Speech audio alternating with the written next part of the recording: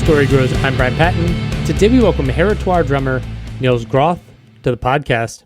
The new Heretoir record, Solastalgia, is out now, and if you haven't heard it yet, I highly recommend checking it out, especially if you're a fan of post-metal. Nils talks about how he joined Heretoir, feeling disconnected from the Hamburg metal scene, the themes and ideas behind Solastalgia, being open to trying new things and new music genres, and a lot more. This was another super rad chat, and I'm so stoked to share it with everyone. Thank you so much for listening to this episode of As the Story Grows. If this is your first time checking out the podcast, thank you so much. Welcome. If you're interested to get connected more with the podcast, you can find links in our show notes or at asthestorygrows.com to our mailing list, our Discord community, and our Patreon page, where $1 a month gets you early access to every episode. Enjoy today's episode with Nils Groth from Heretoir.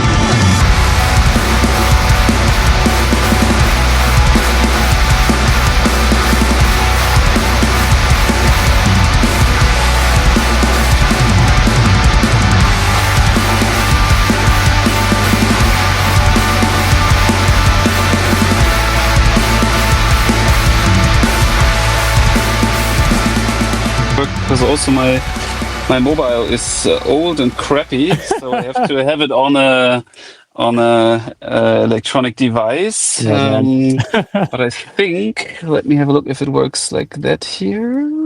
Oh, not really.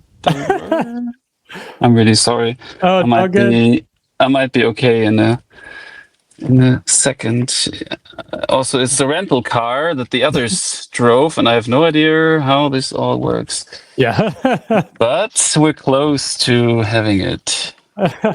Does this kind of work? More or less, right? You can see me, you can hear me. I can see you, I can hear you. You sound great, and the audio is way more important than the video. So yeah. But is the video also recorded? It's only an audio podcast? I'm recording the video, but yeah, I will just strip the audio from it. So I've toyed with video, but I'm always like, I don't know. I'm not a video editor. And so, and like so many interviews are like this, where somebody's like, hey, I have half an hour and I'm in my car on my lunch break. And I'm just like, do people want to watch that? Is that interesting? Yeah, I get that. I have a little like nerdy metal podcast with a mate of mine, and when we started it like 1 or 2 years ago, we also were thinking, shall we do it with video? But we decided no, we're just doing audio. Yeah, and we also have like a program where we can see each other, but we don't really record it. So yeah, I know the band, at least I don't know, from what I saw, is based in Augsburg. I don't know if I'm pronouncing that right. Is that where you're from? No, I'm from Hamburg, which is in the north of Germany. Yeah. Augsburg, or like you can say Augsburg. I mean, Germans would pronounce it a little different, but that's just what it is, whatever. Yeah. It's close to Munich in the southern part of Germany. So we live pretty far away from each other. Okay. I live more or less completely in the north, and they live more or less completely in the south, which in Germany is around 800 kilometers. I don't really know. You are, sorry, I'm completely uninformed, but you're from the States, right? Or yes. From the States. So I don't really know how many miles it would be, but for us it's quite a while. I would usually I take the train, and it's like 7 hours or something for me. That's a lot. Yeah. yeah, it is. But I mean, with like the whole internet time and playing with a click track, we're kind of used to just rehearse at home. And now we're meeting here in Leipzig because the tour starts tomorrow in Dresden, and we can rehearse at my buddy's rehearsal space. So yeah, it's a lot of back and forth because the two other guitar players are also completely from different areas than we are. But that's just it, and it's okay. I'll kind of jump ahead in time since we're talking about this, but I know this started as a solo project, but like, was it just like some ad you saw on the internet that got you connected to the band, or did you like have a connection with David? So the whole thing, how we ended up to like in the band together. I mean the core songwriting band is David, Matthias, or like they both from the old black metal days have like black metal names like Eklatans for David and Nathanael for Matthias, and they started to be together in the band pretty early on, and I was playing in another like local black metal band. We were having a festival where both bands played, and we just saw.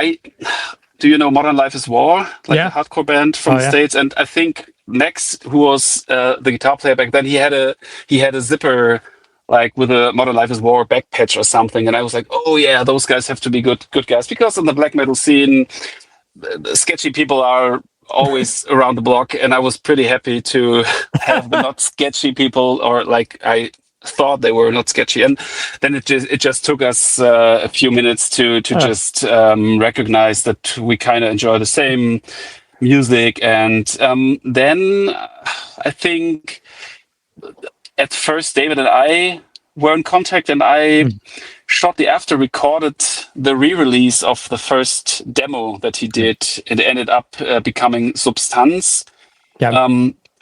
But it was just like a session job. We barely knew each other back then. But shortly after that, I joined Matthias' back then solo project Tränenkind. And I ended up being the singer there for like nearly all the releases that we did. I think he only had like a split with Heretoir and like first album. Was it a real album? I'm not even sure, but it was more black metal. And then when I joined the band, it got more into like the post-hardcore, post-metal thing. And then we shared the same drummer back then, but in 2017, it was clear that he wasn't so much into being a drummer anymore, that he was replaced in both bands. And then it was pretty clear that I would play the drums in Heretoir. And from that on, I got like more connected with the others. And so we ended up like being, especially like since we worked on Night Sphere, we became like a pretty close songwriting trio. And Stefan and Kevin, like the two guitar players, they're part of the band. But we just figured out that it's easier if it's just the three of us doing all the recording and the songwriting, because we really work together very well and have ideas that we all like. And so that's the short story long, kind of. Let's go back in time. What kind of gets you into music, and then maybe specifically what gets you into metal? So I grew up in a pretty metal, or like in a pretty musical household. My daddy was always doing opera singing at home, and my mom was into folk and Phil Collins, Genesis and Toto and all that stuff. There was a lot of singing in the house, but when I'm the youngest of a lot of brothers, and like the two closest brothers, they are total metalheads. And so early on, when I was really young, I was given AC/DC records, and then Iron Maiden, Blind Guardian, Halloween. And I was really young when we have a magazine in Germany. It's called Rock Hard. And they had in the 90s, they had CD samplers. I mean, I think you had magazines in the States as well that had all those samplers. And there were so many interesting bands on it. I learned like Cradle of Filth, for example. I as a pretty young guy with like 9 years old or so, or like 10 years old, I stumbled over Dusk Unto Embrace. And I learned a lot music from that time. And also my brother was pretty much into all the Fat Records punk stuff, like NoFX, Lagwagon and the likes. And I think this is like the core foundation of my musical taste are those different bands that they had. So I think my brothers are pretty much responsible for me becoming like a fan of music, and also becoming a drummer. Funnily, Lars Ulrich is kind of responsible for me becoming a drummer. Yeah, because he had and also Wayne's World. In Wayne's World, I think in the first Garth has the scene where he does the drum solo in the music store, and I was seeing it as a kid and was completely, I want to do that. And in that time, I think Lars had a white Tama drum kit or something, and I saw it in some advertisements, and I was completely, I want to have that. I mean, I'm playing Tama, but I don't have a big white 2-kick drum kit. So yeah, I think that's kind of the story how I ended up playing music. Nice. Yeah, it's funny. I was a guitar player, but I like watch drummers, and I was like, I think I could do that. So I learned to play drums just listening to like Master of Puppets, like on my headphones and trying to play along. Yeah, so perfect. Yeah, it was great. Yeah, I saw the drum kit there. Yeah, I started to learn the guitar a few years ago, so I took the other way around because I always thought I should be able to play a little bit of guitar at least. And I mean, yeah. Since you grew up more north of Germany, like what was the local music scene like for you? So when I was, I come from from the countryside, and there is a very small town close by, pretty touristy at the Baltic Sea. But there was a pretty strong punk scene, and there were lots of bands. So my first band was a punk band that I had with a few friends, and we were playing at the local youth center and at parties and stuff. And so the biggest city that is close by is Kiel, which is like 250,000 people. Mm-hmm. But they had one of the, for me, most influential extreme metal bands. They're called Endstille. It's like a raw, melodic, but also pretty pissed off black metal band. And I always liked them because they were having like Second World War imagery, but had a clear political stand. So they were like, it was clear that they are not like some Nazi guys. They were just having extreme music with extreme imagery, but like not from a glorification stand or something like that. And they were super important for me because it was, I mean, I heard extreme bands before, but those were guys from like the neighborhood, more or less. Yeah. And they were really good. They did a few albums that I still love to this day. And then I got into like the hardcore and metal scene in Kiel when I moved there after finishing my school.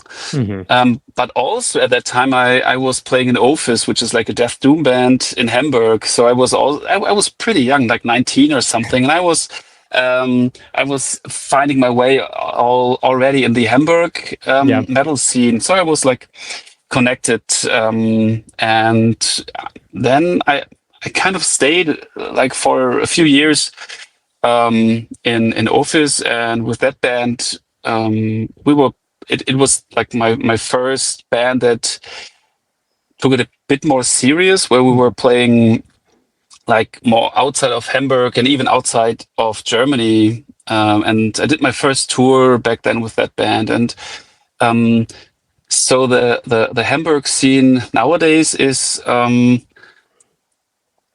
I'd say there are a lot of shows and there are also a lot of bands, but I'm not so much attracted to many bands in Hamburg. I mean, Office, like my old band, they are still playing. They're awesome. Funeral Fuck is a like a traditional doom band from Hamburg. They are awesome. But I go to a lot of shows, but I kind of lost a bit track to what the local metal scene in Hamburg is doing.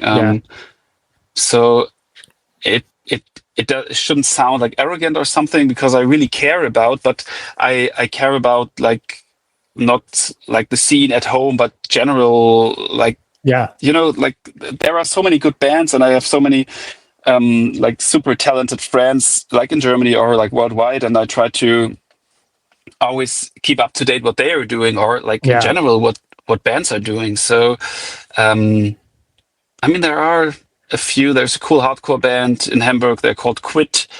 And I mean, there are lots of bands. Yeah. But I'm pretty sure that later on, when I will think about this question once we're done with the podcast, and then I will. Fuck! I forgot X, Y, and Z. Yeah. I mean, I think that's just part of getting older. Is you're more detached from the local scene. Is like, because I do this podcast, I know a bunch of bands. I know a lot of what's happening in Germany. Like, but if you ask me I'm in Washington, D.C. If you ask me like, what's the Washington, D.C. metal scene? I have no clue. I don't know. I could tell you about all this stuff, but locally, I don't know. Yeah, I mean, I think when I was younger and when we were playing more local, I was way more connected. I mean, we got Endseeker in Hamburg. They are, at least in Germany, they're doing some HM2, Entombed-ish, Dismember death metal. They are awesome, and they are signed to Metal Blade, and they're a bit bigger. But also, they aren't like close buddies of mine. I know them. But I think it's good to just think about it a bit more. What bands are out there that I just should like listen again or just have a look if they are still existing? Because I mean, but as you're saying, if you're getting older and also if your band is like my Heretoir is not connected to Hamburg, I'm the only connection that the band has to Hamburg, so. Of course, the others might be more connected to local bands in Munich or so.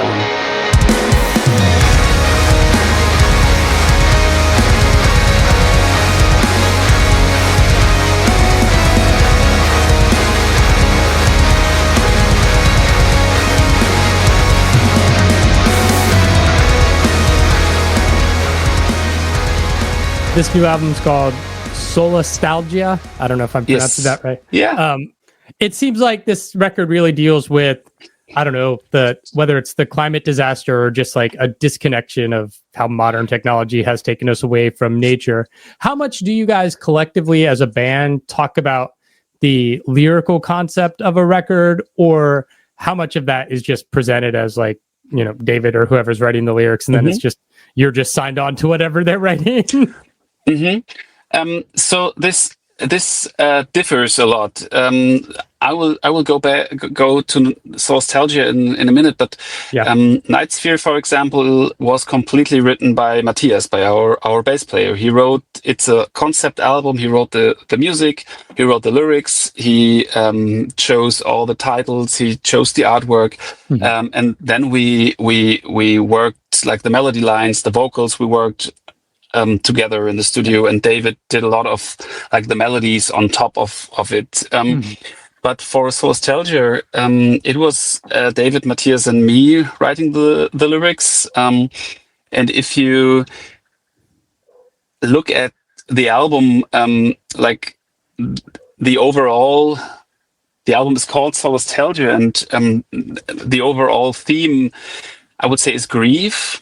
But like not every song specifically deals with what you just mentioned. Like, I mean, Solastalgia kind of means the grief over the loss of the natural world, and this is not meant in like a conservative or like, how do you say, you know, it deals with the destruction of what we need to live, to breathe, and to be as a species. But not all of the tracks deal exactly with those topics. So not most, but some of the songs are written by David. The lyrics, Ashen Falls, You Are the Night, for example, Dream Gatherer, and they all deal a bit with like being kept in.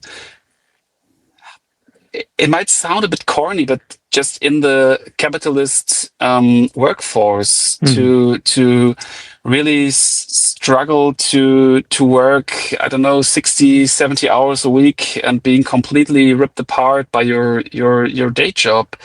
And Matthias wrote Solastalgia, and he did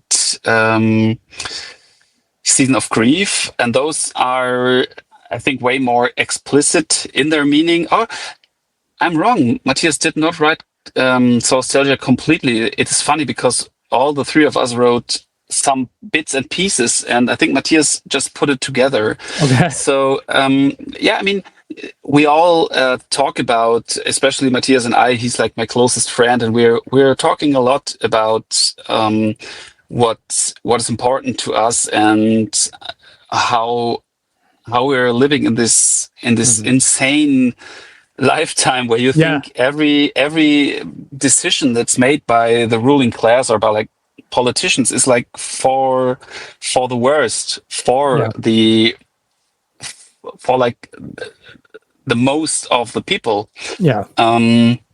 So you just heard me or saw me struggle a bit to find a clear path to your question, because it's not a yes or no answer. So but I think you can find grief in every song. It's a pretty sad album. It's a pretty sad topic because in my opinion, we're living in a pretty sad and nearly dystopian world at the moment.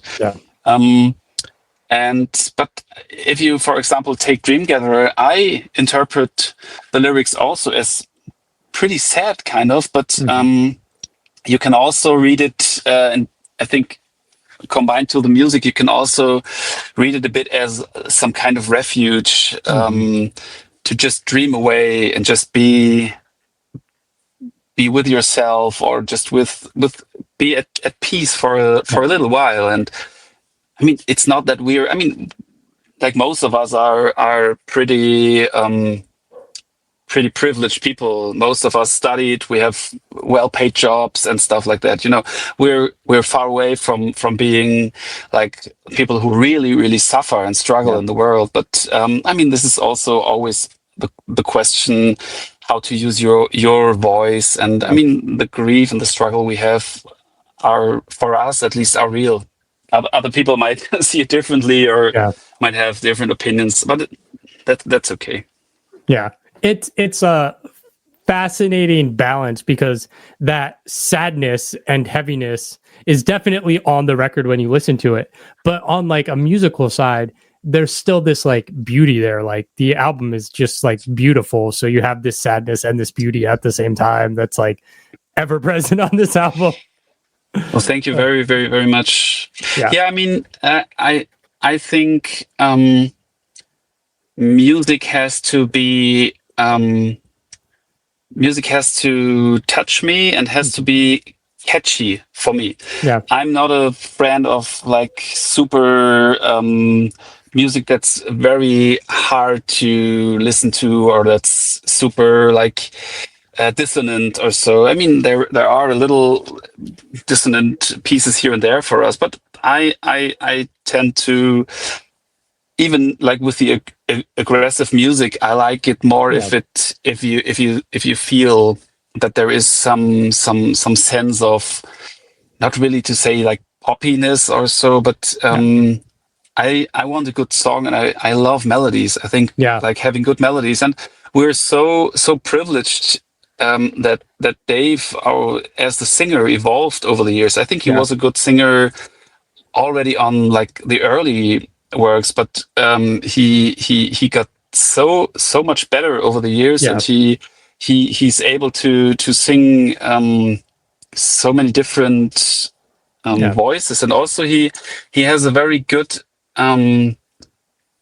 feeling for like those very heart-wrenching melodies. I think for me, for example, the second chorus of "You Are the Night," it's what he did there is still now when I hear it, it's really it really touches me.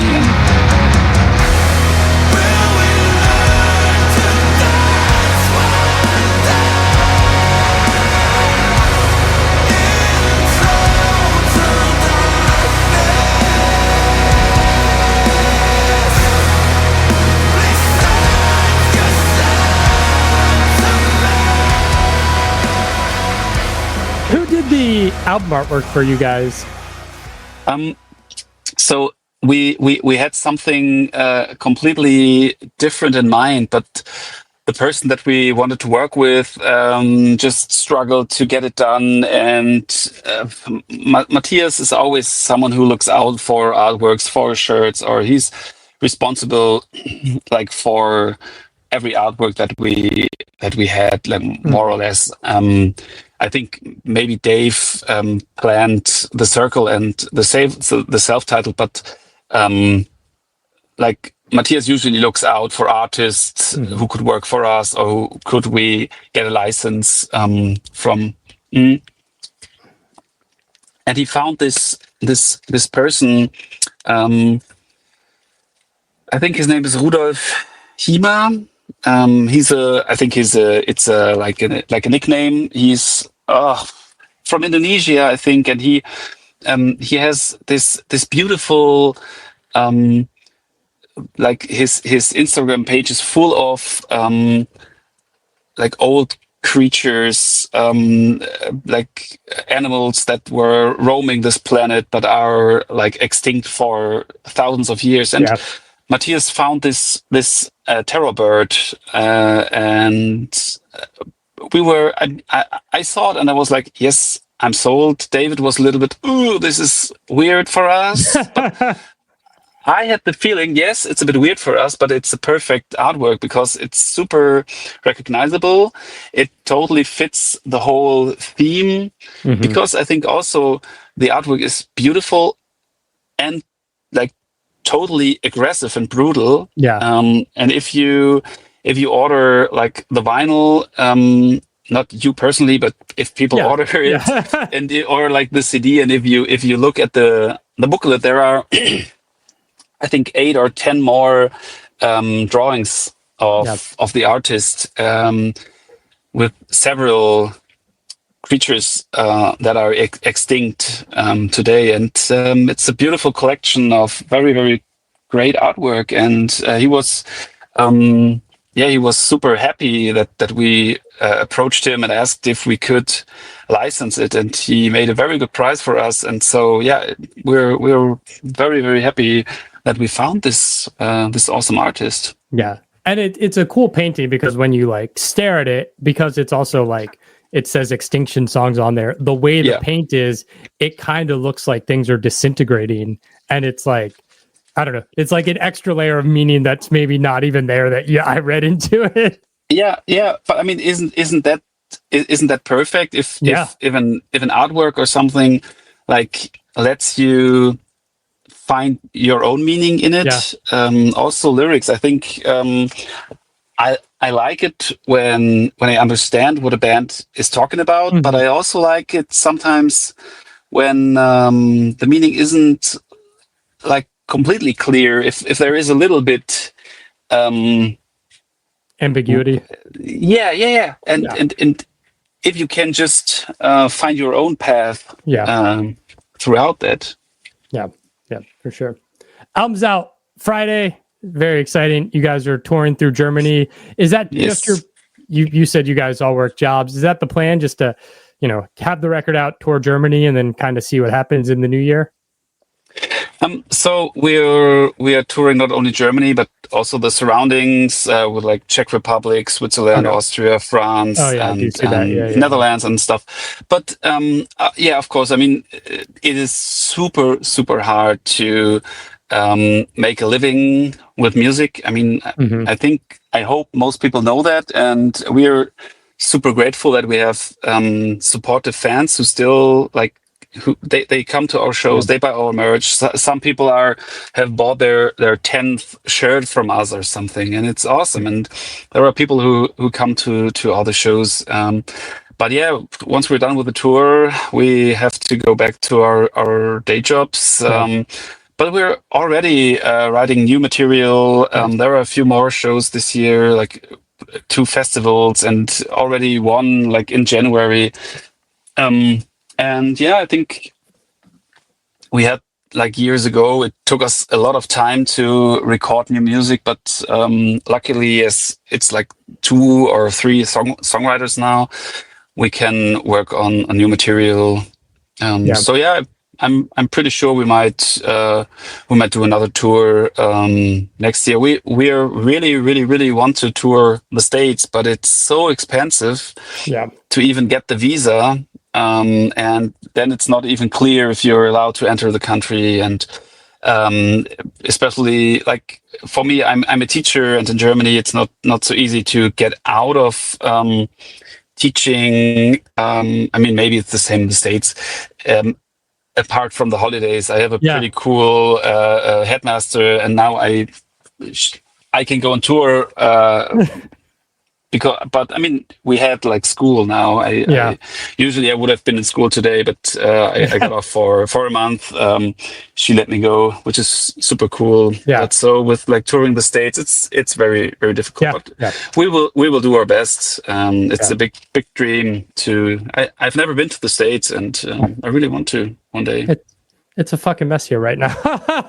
Yes, I know, and to be honest, and I don't want to step on someone's foot, but I'm a bit scared, to be honest, how this all will turn out. And I got some friends in the States, like the guys from Ghostbath, super nice guys, or the guys from Evoke, and awesome people. And I'm always a bit worried also how this all will turn out, and I would also be a bit scared and worried to tour the States because I mean things changed so drastically also over the last years that I don't know. But our friends in Groth, they are just touring the States with Uada, so let's hear once they are back what they are telling us.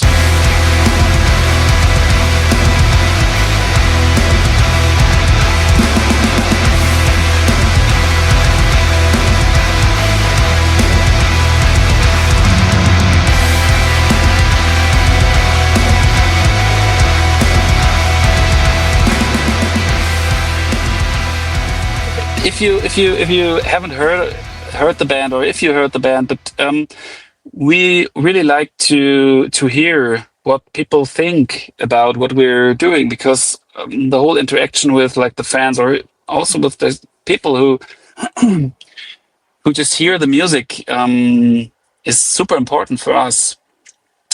First of all, we're all like complete music fans and music nerds. I spent all my money on vinyl and concerts and shirts and all that stuff. And I'm really happy that some people in the world do this for us. But yeah, I think it's so important for bands to just stay fans of music. Also just what I recently, I just stepped into a Bruce Springsteen phase in my life. Okay. I would never thought that I would ever have this, but I just kind of stumbled over that because I wanted to just have, like, as one of the last words, like, people should be open to things that they might not think that they might like it. Yeah. So just try whatever maybe you find like the right thing or the good thing. Yeah. It's only within like the last year, like, I've gotten really into power metal, and it's like I never did that before, but now I'm just like, like, I'm from Hamburg. Halloween is what is so okay. Let's nerd like 1 more minute or 2 more minutes about power metal. My band will hate me for that because they're not into power metal, but I am completely into power metal. So what are the power metal bands that you just recently stumble over? I've been obsessed with Unleash the Archers, the album they put out on Napalm last year, Phantoma. Like, I probably listen to that record once a week. All right. That one's good. I've been listening to the new Halloween a lot. I think that's really cool. Those are like 2 top of my list. Okay. Yeah. I also got the new Halloween, and I think it's better than the first one that they did with the reunited, because it was a bit over the top. I completely, like, my good friend Serena from the band Svalbard. Oh yeah. She's a complete power metal maniac, and she once we were like, it was, I think, in Easter this year, we were having some shows in Italy, and she was texting me, "Hey, I'm in Hamburg, and I'm going to a fellowship show. Oh, You nice. should come with me." And I was like, "Oh, fellowship? I don't know. There was this Disney. Oh, I don't know." But I wanted to meet her, and then I ended up at this show, and it completely. I got completely hooked by them. So Nice. you really need to check out the first Fellowship record. Okay. It's very cheesy, and it took me a little while because the singer, he's really good, but he has like a not opera, but what is it? Oh, my brain leaves me. Whatever. He's a very very good singer, but he has a very soft voice. Okay. So it took me a while, but I love it. Yeah, I love it.